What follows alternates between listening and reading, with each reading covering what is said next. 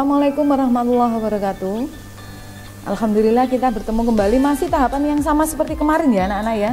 Yang kita bahas adalah metabolisme, masih metabolisme. Tapi yang kita bahas terakhir adalah kemosintesis untuk saat ini. Yang kemarin fotosintesis, sekarang yang kita bahas adalah kemosintesis.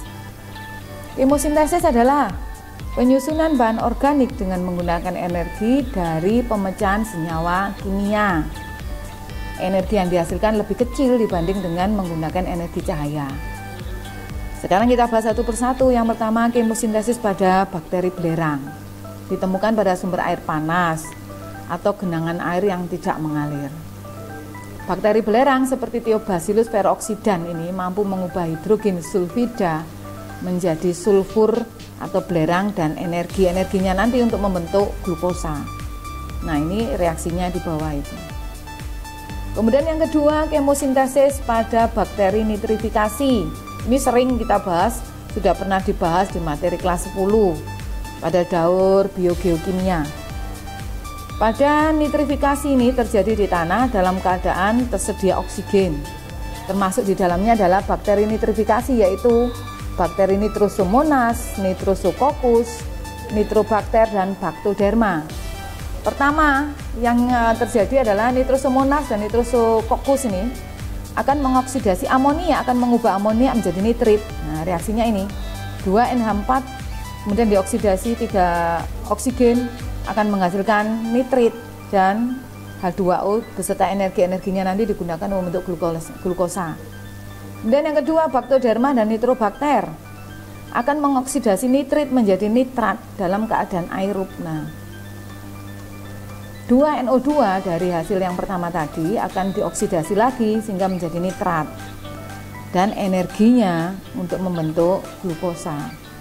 Sedangkan yang ketiga, kemosintesis pada bakteri besi. Ditemukan pada perairan yang banyak mengandung unsur besi dan biasanya memiliki endapan berwarna kemerahan. Bakteri besi seperti Ferrobacillus peroxidans akan mengubah ion feri yang larut air menjadi endapan ferro yang tidak larut air. Reaksinya seperti di bawah itu ya. Kemudian yang kedua ada yang berikutnya, yang keempat, kemosintesis pada bakteri hidrogen. Bakteri yang mampu mengoksidasi hidrogen umumnya hidup di tempat dengan kadar oksigen yang rendah. Contohnya Cupriaphidus mercator.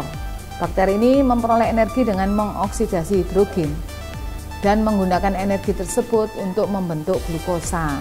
Nah, reaksinya itu 2H2 dioksidasi sehingga menjadi 2H2O dan energi. Dan yang terakhir adalah bakteri metana. Kemosintesis pada bakteri metana. Bakteri ini mampu menggunakan metana untuk menghasilkan energi dan karbon dioksida yang kemudian digunakan untuk membentuk glukosa. Contohnya metanomonas bakterinya. Nah, reaksinya seperti itu. C4 dioksidasi menjadi CO2 dan H2O. Hasil akhirnya energi. Bahasan yang terakhir yang akan kita bahas pada pertemuan ini adalah fotorespirasi. Fotorespirasi adalah sejenis respirasi pada tumbuhan yang dibangkitkan oleh penerima cahaya yang diterima oleh daun. Fotorespirasi sendiri dipengaruhi oleh kebutuhan energi dan ketersediaan oksigen dalam sel. Sedangkan fungsinya fotorespirasi untuk meningkatkan kemampuan tumbuhan dalam melindungi tubuhnya dari kerusakan akibat cahaya yang berlebihan.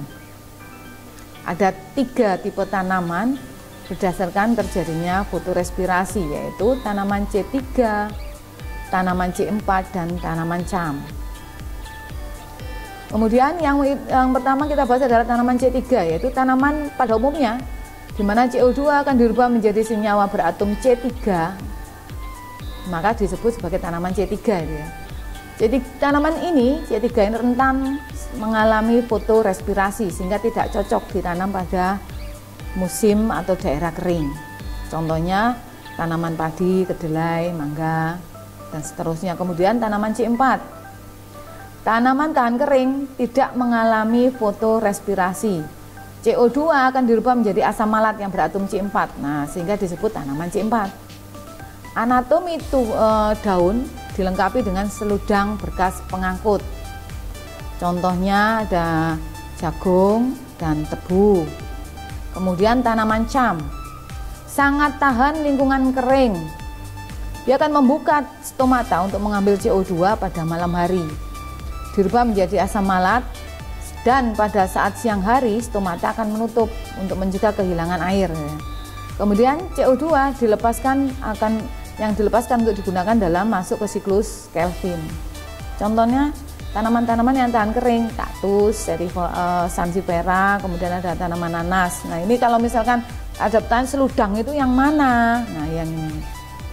Ini kalau anatomi tumbuhan C3, ada jaringan palisade, kemudian ada berkas pengangkut, ada jaringan spon, ada stomata. Nah kalau pada daun C4, palisade, di sini pada jaringan pengangkutnya ada seludang yang ini, bundle seed cell. Kemudian ada stomatanya juga ada. Sedangkan perbedaan tumbuhan C3, C4 dan cam.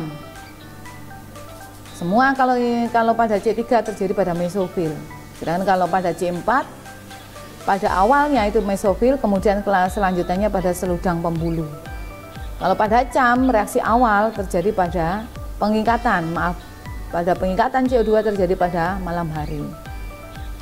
Demikian untuk pertemuan kali ini. Kita akhiri. Wassalamualaikum warahmatullahi wabarakatuh.